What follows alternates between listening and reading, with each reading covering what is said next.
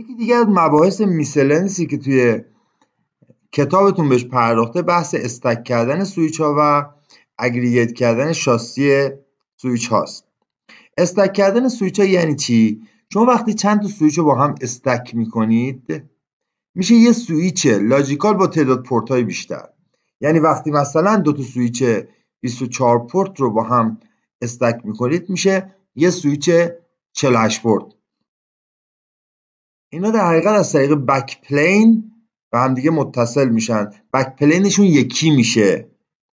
حالا یعنی چی دقیقاً؟ یعنی چی ما دو تا سویچ رو با هم استک کنیم لاجیکال میشه یکی؟ یعنی اینکه شما وقتی دو تا سویچ 24 پورت رو با هم استک میکنید دیگه دو تا سویچ ندارید، یه سویچ دارید 48 پورت. باز یعنی چی؟ یعنی وقتی تلنت میزنید به دو جا تلنت میزنید، به یه جا تلنت میزنید. وقتی پورتاشو نگاه میکنید شو اینترفیس استاتوس میگیرید میبینید که 48 تا پورت دارید نه 24 تا پورت. یه پروتکل مثلا CDP روش دارید، یه پروتکل VTP روش دارید، یه پروتکل DTP روش دارید، همه چی یکی میشه دیگه، دوتا معنی نخواهد داشت. بنابراین با استک کردن شما میتونید چند تا سویچ فیزیکی رو به یک سویچ لاجیکال تبدیل بکنید. این کجا کاربرد داره؟ هم در سطح اکسس کاربرد داره، هم در سطح دیستریبیوشن کاربرد داره و هم در سطح کور. اما عمدتاً کاربردشون در سطح اگریگیشن و کوره. شما اگه دو تا اگریگیشن داشته باشی و همه سویچ اکسس به دو تا اگریگیشن متصل باشن، خب احتمالاً اسفنگتری میاد یکی از لینک ها رو بلاک میکنه. اما اگر شما دو تا سویچ اگریگیشن تو تبدیل کنی به یک سویچ اگریگیشن لاجیکال، اون وقت سویچ اکسس به دو تا سویچ وصله، به دو تا لینک به یه سویچ وصله و این دو تا رو به راحتی میتونه با هم اتر چنل یا اگریگیت کنه. البته در ادامه شکلش رو هم کتابتون نشون داده. اینجا یه سناریوی ساده‌ای که اصلا استک نیست. یه تعدادی سویچ اکسس داریم، هر کدوم کاملا مستقلن، هر سویچ اکسسی به دو تا دیستریبیوشن متصل هست. اینجا مزایای استک کردن رو گفته بد نیست با هم نگاه کنیم. میگه وقتی شما استک میکنید دیگه یه IP منیجمنت دارید. وقتی استک میکنید تلنت و SSH میزنید به یه سویچ وصل میشید نه چند تا سویچ و یه دونه کانفیگ فایل داریم به جای مثلا اگه اینجا 4 تا سویچ بود به جای 4 تا کانفیگ فایل. یه پروتکل SDP CDP VDP وجود داره، همه پورت ها روی سویچ وجود داره و اصلا یه مک تیبل شما خواهید داشت. از سویچ مک تیبل کاملا مجزایی نخواهد داشت. بنابراین میشه گفتش که ما در واقع یه سویچ خواهیم داشت با تعداد پورت های بیشتر. دو تا آپشن هم برای استک کردن وجود داره به اسم فلکس استک و فلکس استک پلاس که در ادامه تفاوتش رو با هم صحبت خواهیم کرد. اینجا یه شکلی رو نشون داده که 4 تا سویچ رو با هم استک میکنن. وقتی سویچ ها رو با هم استک میکنن نحوه اتصالات به صورت رینگه. من یه ذره بزرگترش کنم. این از پشت با ماژول استک، هر کدوم از سویچ ها یه ماژول استک میخوره و کابل مخصوص استک داریم که این به این وصله، این به این وصله، این به این وصله، بعد اولی و آخری وصله و 4 تا سویچ رو اینجوری با هم دیگه استک کردن و اینا از طریق بک پلین، یعنی جایی که سویچینگ اتفاق میفته، تبدیل میشه به یه دونه بک پلین یا به یه دونه سویچینگ ماژول. اینجا نشون داده که اگه من 4 تا سویچ اکسس رو با هم استک کنم میشه یه سویچ اکسس با تعداد پورت‌های بیشتر که به 2 تا در حقیقت سویچ اگریگیشن متصله. البته من این نکته رو بایستی بگم که عمدتاً استک کردن در سطح اکسس استفاده نمیشه. این که میگم عمدتاً استفاده نمیشه بهتر بگم به اندازه اگریگیشن و کور استفاده نمیشه. بیشتر کاربرد استک کردن توی اگریگیشن و کور هست. یه نکته دیگه که اینجا میتونید ببینید سویچ دیستریبیوشن ما به سویچ های اکسس مختلف وصل بود.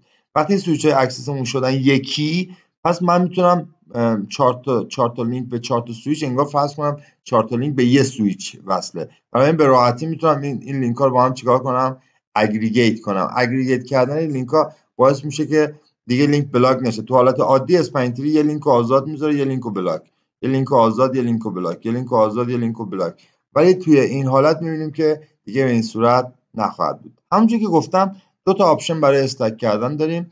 فلکس استک مال 2010 فلکس استک پلاس مال 2013 که فلکس استک توی سویچ 2960 S و X وجود داره و نسخه پلاسش توی 2960 X و 2960 XR، یعنی 2960 X هر دو تا آپشن رو میتونه در اختیار شما قرار بده. بک پلین فلکس استک 10Gه ولی بک پلین فلکس استک پلاس 20Gه، یعنی در واقع سویچ ها از پشت با سرعت 20G به هم دیگه متصلن.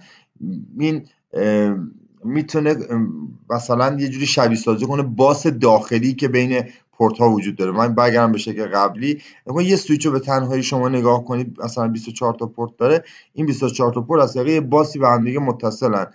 حالا شما میتونید با این کابلا تصور کنید که این باس رو اکستندش کردید بین سویچ ها که سرعتش هم سرعت خوبیه، 10G و 20G در اختیار شما قرار میگیره.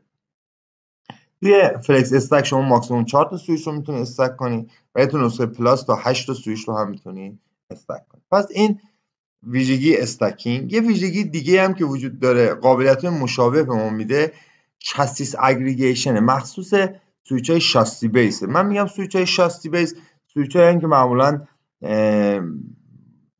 بخوایم مقایسه کنیم سویچ های فیکس در مقابل سویچ های ماژولار. سویچ های فیکس سویچ هایی هستن که پورتاشون ثابتن، سویچ های ماژولار سویچ هایی که میتونید بهش ماژول اضافه کنید و پورت رو تعدادش رو زیاد کنید و اون ماژول از جنس مورد نظرت بذاری، ماژول فیبر مثلا سینگل مود، ماژول فیبر مالتی مود. بعد از اینا میشه سویچ شاسی. سویچ شاسی سویچ هایی هستن که اولا ماژول دارن، بعد چندین طبقه است که هر طبقه یه اسلات جدا داره که میتونین ماژول با تعداد زیادی پورت روش قرار بدین. اینجا یه شکلی کشیده که بد نیست. این الان یه سویچ شاسیه که 2 تا پاور ساپلای داره، 1 2 3 4 5 6 7 تا مثلا اسلات داره. اسلات ها لاین کاردا توش قرار میگیره. لاین کاردا همون ماژولی که مثلا ممکنه 24 تا پورت گیگ به شما بده، 24 تا پورت اترنت به شما بده. معمولا تو سویچ های شاسی 2 تا از اسلات ها مخصوص سوپن. سوپ چیه؟ سوپ در حقیقت همون کنترل پلین یا مغز اون سویچه، یعنی یه سویچ شاسی، یه سویچ معمولی رو خودش همه کارهای کنترلی انجام میگیره، مثل سویچینگ، مثل روتینگ، هر کاری بگی توی همون خود سویچ انجام میگیره. ولی تو سویچ شاسی بیس معمولا یک ماژولی روش اضافه میشه به اسم سوپ که با هدف ریداندانسی معمولا 2 تا از این سوپ ها قرار میدن و این در حقیقت میشه کنترل پلین، نقش کنترل پلین اون سویچ شاسی رو برای شما بازی میکنه. روتین پروتکل OSPF، VIGRP، BGP، سویچینگ، مک تیبل، همه این فیچرها روی سوپ هندل میشه. اصلا فورواردینگ مدیریتش توسط سوپ هندل میشه، اما خود فورواردینگ و واقعا اتصالات به نود ها توسط این لاین کارت هاست. یعنی میتونیم بگیم سوپ ها نقش کنترل پلین رو برای من بازی میکنه، اما لاین کارت ها نقش دیتا پلین رو برای من بازی میکنه. خب سویچ شاسی رو معرفی کردم به خاطر اینکه اصلا بحث من از چاسیس اگریگیشن، یعنی من میخوام چند تا شاسی رو با هم یکی کنم.